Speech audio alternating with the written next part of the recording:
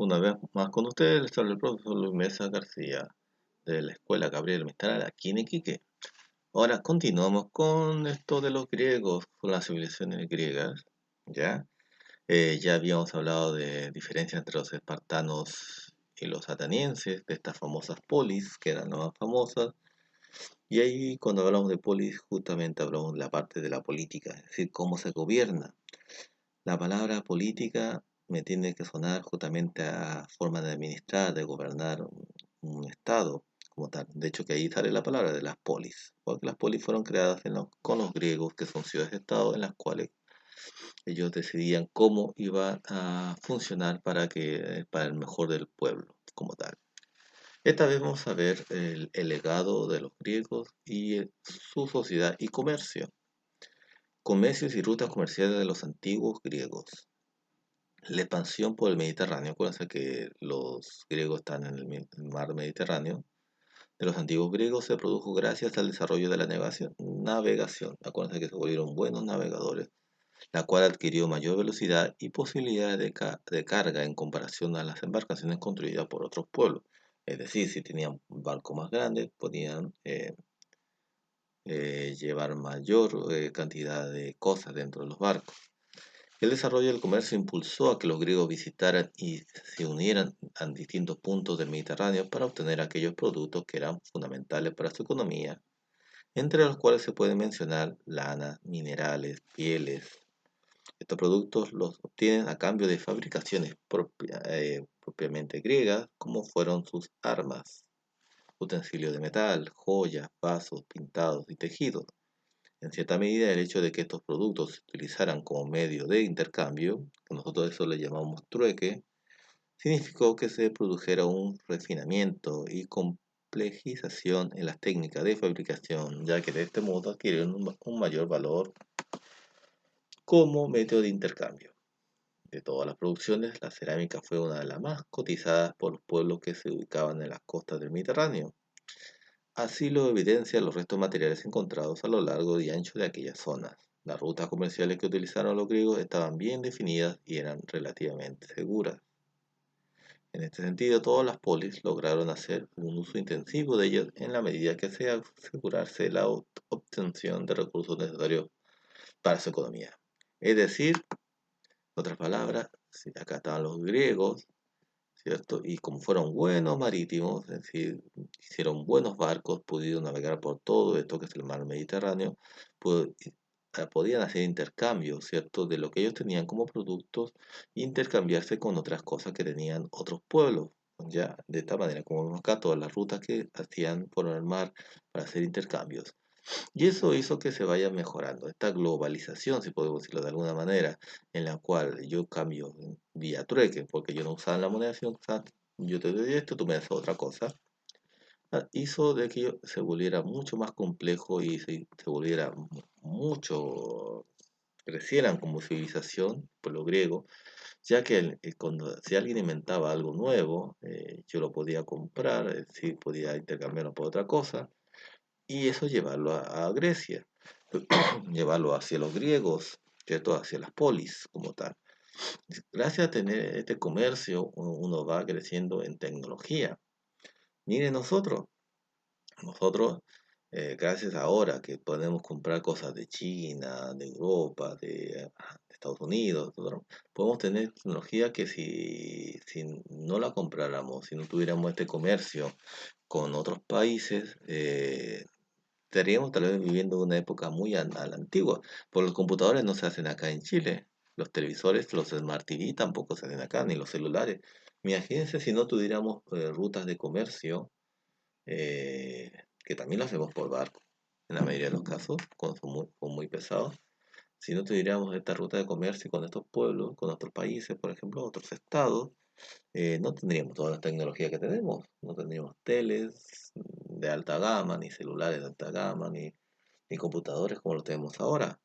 Ya, gracias a que Chile compra productos de otros pueblos, es que tenemos toda la tecnología que tenemos actualmente. Bueno, a los griegos les pasaba exactamente lo mismo.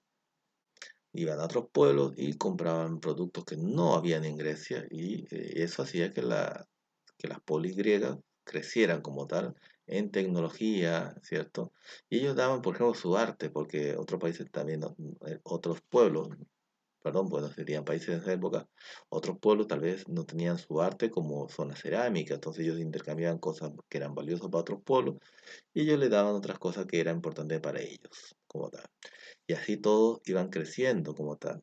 Gracias a estos intercambios, miren cuántos pueblos podían intercambiar las polis griegas vía mar. Como eran vuelos marítimos, podían llevar varios productos, dejar, hacer trueque, cambiar, intercambiar por otra cosa y poder volver. Gracias a sus barcos eran grandes y podían aguantar, ¿cierto? Varias toneladas de cosas como tal donde se intercambiaba oro, plata, tejidos, espadas, vasos de metal, ¿cierto? Entre otras. El legado cultural, esto es lo que más me interesa. Porque cuando hablamos del legado, hablamos lo que hasta el día de hoy existe, gracias a los griegos y que también nosotros lo utilizamos. El desarrollo económico de la Grecia clásica, debido al intenso intercambio comercial que ya hablamos, produjo un cambio en las costumbres griegas. Es lo que yo decía, porque por ejemplo, si nosotros no tendríamos todo este intercambio con otros estados, ¿cierto? Actualmente no vestiríamos, ni veríamos tele como vemos ahora, ni usaríamos celulares ni computadores que usamos, si esto lograra justamente en este intercambio con otros estados. Los griegos le pasaba lo mismo. En esta situación llevó al mismo tiempo que los griegos tuvieran una mayor cantidad de tiempo disponible para reflexionar y dar respuesta a las preguntas existenciales que los cautivaban.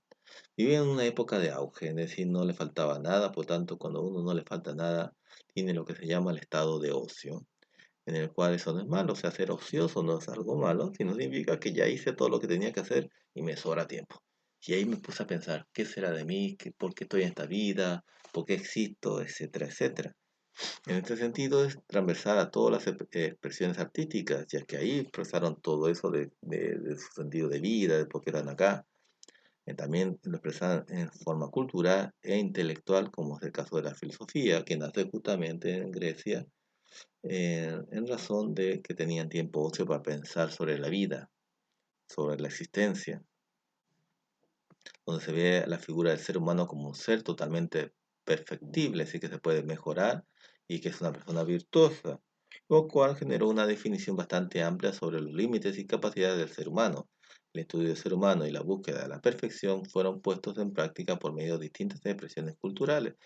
El ser humano, el ser griego, los griegos querían ser perfectos y moldeaban su cuerpo, de hecho que existían gimnasios, de hecho que los gimnasios aparecen en los griegos porque querían ya, así como ahora hay gente que va al gimnasio, en esa época también ellos iban al gimnasio porque querían perfeccionar su cuerpo, hacerlo perfecto y también su mente, ¿ya? Por ejemplo, por medio de la filosofía, que fueron motivos de admiración e inspiración para diversas culturas y civilizaciones, perpetuando su legado hasta la actualidad. De hecho, que hasta la actualidad hay personas que van al gimnasio, por ejemplo, y quieren mejorar su cuerpo o estudiar para ser mejores personas, como tal. Ese es un legado importante que nos dan los griegos. Podríamos decir entonces que ser educado, el querer estudiar, el querer ser más, ir al gimnasio, es gracias a que ellos nos dejaron ese legado, esa herencia hacia nosotros. Los griegos heredaron gran parte de su legado a la cultura de la civilización romana. Cuando los romanos conquistan a los griegos, se van a llevar muy gran parte de la cultura griega, por lo que muchos de los valores culturales que conforman nuestra sociedad tienen raíces en la cultura griega. Por ejemplo, el valor otorgado a la educación, lo que yo le decía. Si valoramos tanto la educación es por los griegos. Y el deporte, como actividades que permiten desarrollar la capacidad del ser humano, tienen sus raíces en la búsqueda de la virtud propicia por los griegos. Es decir, el hacer ejercicio, deporte, ir al gimnasio, ¿cierto? Y estudiar, tener una educación, es gracias a los griegos. Ellos nos dieron eso hasta el día de hoy. Nosotros sentimos que es importante el ser humano para ser un ser humano integral, ser una persona de bien, ser un buen ciudadano. Tenemos que formarnos en la parte de educación y tenemos que formarnos en la parte del deporte, del ejercicio. Y esa mentalidad lo heredamos de ellos, de los griegos. También heredamos lo que es el teatro, porque, bueno, hoy día no se puede por un tema de contingencia, pero el teatro existe en todos lados y eso lo crearon los griegos. El teatro nació como parte de las ceremonias religiosas que se realizaban en honor a su dios Dionisio, el dios de la viña, el dios del vino.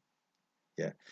Los griegos tenían muchos dioses, de hecho que en la siguiente clase vamos a hablar sobre los dioses de los griegos, pero por ahora tenemos que entender que todo esto nació en honor a su dios del vino, que es el dios Dionisio. Estas obras se realizaban al aire libre y eran gratis y además muy populares. ¿Eh? Ahora se cobra, pero en esa época no se cobraba por ver las obras teatrales, que es creación de los griegos. Los costos asociados a la producción de una obra se financiaban a través de los impuestos especiales que pagaban los más ricos. Interesantes. El teatro en Grecia puede ser entendido en dos sentidos, tanto como un espacio social y como una actividad pedagógica. Es decir, era un espacio en el cual la gente se reunía para entretenerse, pero también aprendían, ¿ya? Porque justamente las obras teatrales estaban en razón a una problemática y se aprendía de sus errores, aprendían de la vida. Acá, por ejemplo, tenemos un anfiteatro, ¿cierto? En la cual vemos a los griegos que tenían que actuar. Esto ya son reliquias, es decir, ya es lo que quedó. Y acá se sentaban las personas a ver las obras teatrales, ya que estaban los, eh, los griegos haciendo una obra teatral, ¿ya? En todo caso, esto lo hacían solamente los varones, ya, porque las mujeres no eran consideradas dignas, ya digo, lo digo entre comillas, pero bueno, en la época era un pueblo muy machista, en el cual solamente los hombres podían actuar como hombre como mujer, ya, porque era dignamente para ellos, como tal, ya. En lo que es la filosofía, uno de los espacios más relevantes de la cultura griega fue el desarrollo de la filosofía, la cual nació como una manera de dar una respuesta lógica y racional a fenómenos de la naturaleza, ¿cierto? Porque hay truenos, debe ser por un dios, podrían decir algunos, que está haciendo que llueva. Eh, pero eso de ahí pasaron a algo más profundo como era, porque existo en este mundo, que es la esencia de todo, de que estamos hechos, exacto. Que hasta que el siglo VII, aquí este es el número romano, eso lo vamos a ver cuando hablemos de los romanos, hasta que el siglo VII habían sido explicados a través de mitos e intervenciones divinas. O sea, hasta el siglo VII, todo se explicaba con mitos e intervenciones divinas. Esta era la idea. Incluso la filosofía pues, tenía mucho de mito también, como tal. Ya. Característica de la filosofía, porque la filosofía nace con los griegos, ¿ya? Eh, y es una forma de interpretar el mundo, ¿cierto? ¿Por qué existo? ¿Por qué estoy acá? ¿Cuál es mi fin en el mundo? Bueno, los filósofos presocráticos fueron los primeros que, decía antes de Sócrates, los que, como Tales de Mileto, por ejemplo, fueron los primeros en pensar eso. Pero los tres pilares o los tres filósofos más importantes son Sócrates, después su discípulo Platón y después el discípulo de Platón que es Aristóteles, los que van a generar los más grandes avances en lo que es la filosofía. La filosofía griega se caracteriza por el esfuerzo de la razón por explicar la naturaleza y la vida social. Es decir, cómo vivir en sociedad y explicar la naturaleza, por qué las cosas son como se comportan. Por ejemplo, por qué si yo agarro una pelota y la suelto, cae al suelo y por qué no se pone a volar. Todas esas cosas lo querían explicar los filósofos como tal. Y eso hasta el día de hoy ha llegado a nosotros. De hecho, que cuando ustedes pasan a la media, tienen un ramo que primero medio, ¿cierto? Que se llama filosofía, que es de ese tema. Y algo que es muy importante es la democracia. También llegó hasta el día de nosotros la democracia. Nosotros hablamos que vivimos en un país democrático. Bueno, la palabra democracia viene de los griegos, ¿ya? Este modelo político es quizás la herencia más importante de la antigua Grecia al mundo actual, como forma de gobierno. La democracia fue un sistema propuesto en Atenas en el siglo V a.C. y fue puesta en práctica por alrededor de 2 siglos. Etimológicamente, la palabra democracia significa gobierno del pueblo. ¿Ya? Demo, pueblo, cracia, gobierno, gobierno del pueblo. Muy bien. Eso ya lo habíamos hablado de la democracia, que es algo que nos dejaron los griegos hasta el día de hoy. Y uno de los signos de la democracia es justamente el poder votar. Esto nació en Atenas, en la polis llamada Atenas, con esta ciudad-estado, que ya lo estudiamos también, donde votar, por ejemplo, yo escojo a mis representantes que en nombre mío, van a decidir cómo tener un buen bienestar, cómo lograr buenas decisiones, buenas acciones para tener un bienestar al nivel de todos, nosotros que somos la polis. ¿Ya? Por eso ahí viene el tema de la política. Los escogidos son los políticos, porque son los que dirigen la polis, ¿cierto? Que seríamos nosotros, o sea, el bien común, a fin de cuentas. Y siempre escogemos por votación, que es un signo de democracia, escoger quiénes nos van a gobernar. Es decir, quienes van a administrar nuestra ciudad, nuestro pueblo, nuestro país, nuestra polis, en otras palabras, representándonos a nosotros. También hay herencia a nivel de la ciencia. Los griegos fueron quienes dieron inicio al pensamiento científico a través de su interés por entender cómo funciona la naturaleza. En este sentido, el objetivo que tenía la ciencia para los griegos era establecer teorías que permitieran comprender las leyes de la naturaleza. Y acá tenemos, por ejemplo, a Pitágoras y Arquímedes, que buscaban justamente que era aquello que unía todas las cosas. ¿Por qué existe lo que existe? ¿Cuál es la esencia? Si yo parto una cosa, ¿hasta dónde puedo partirlo? Hasta la mínima, eh, más pequeño que se puede partir algo, por ejemplo. O también está en relación a las matemáticas, ¿cierto? Por ejemplo, Pitágoras, que comenzaba a dibujar su famoso triángulo de Pitágoras, que es este de acá, y comenzaba a hacer, le gustaba mucho las matemáticas y comenzaba a ver cómo las matemáticas se entendía el mundo también a través de las matemáticas. También hay avances en la medicina, forma parte del desarrollo de la ciencia griega y tuvo como objetivo entender las causas de las enfermedades y la forma en que se podían aliviar. Por ejemplo, Hipócrates, como su mejor representante, acá tenemos una imagen de Hipócrates, ¿cierto? Haciendo una auscultación, está revisando por qué le duele a este caballero en la parte parece que fuera la parte del sector del hígado, más o menos, y lo está examinando. Hipócrates es como el padre de la medicina, y de hecho que los médicos hasta el día de hoy, cuando se van a licenciar como médicos, van a sacar su título, ellos hacen un juramento hipocrático, significa que siempre van a velar por la salud y el bienestar de su paciente. La sociedad griega, y con eso termino, era esclavista, es decir, los griegos tenían esclavos, por lo tanto era una sociedad desigual. La componían dos grupos de personas, los libres y los esclavos. Si tú nacías esclavo, ibas a ser esclavo toda la vida y tus hijos iban a ser esclavos. Ya, obviamente votar y elegir cargos públicos y así como ser elegidos ellos mismos como tales solamente lo podían hacer los hombres libres. En las polis de Atenas se consideraba ciudadanos a los hijos de padres y madres atenienses. Ellos eran los únicos que se consideraban como conciudadanos de las polis. Las personas extranjeras y las mujeres no eran considerados ciudadanos, ¿ya? La ciudadanía, a diferencia de nosotros, que es a partir de los 18 años en adelante, ya sea hombre o mujer, eh, es para ambos sexos. En el caso de los griegos solamente era para los varones, pero de aquellos que eran atenienses como tal.